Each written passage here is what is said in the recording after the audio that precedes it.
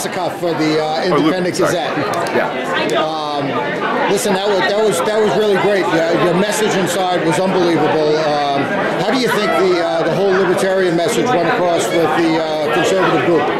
I think it was very well received. Obviously, conservatives want to maintain that name, but you listen to the positions most of the panelists were taking. It was very clearly in support of things like same-sex marriage, marijuana legalization, issues like that. These are just the waves of the future, and they're going to. What I think the conservative movement largely needs to do if it wants to survive is become libertarian. Young people already recognize that. The question is whether the older conservative establishment is going to recognize that in time or not.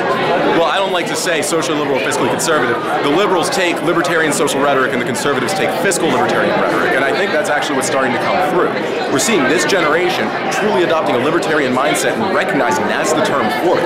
We're not being defined by the two sides of the spectrum. We're offering a third alternative now. Well, I'm not sure. It's really up to the conservatives whether they want to embrace this change or not. Young libertarians are trying to figure out if there's a political party that's going to support us. We're not aligned with any particular one automatically.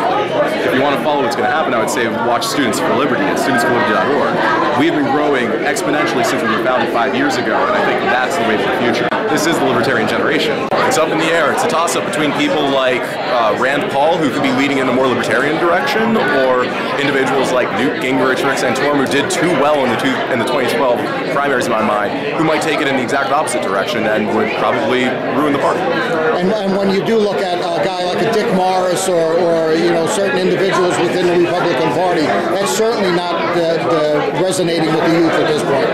I'm not sure who Dick Morris is, actually, but if it's a social or neoconservative, then I think you're right.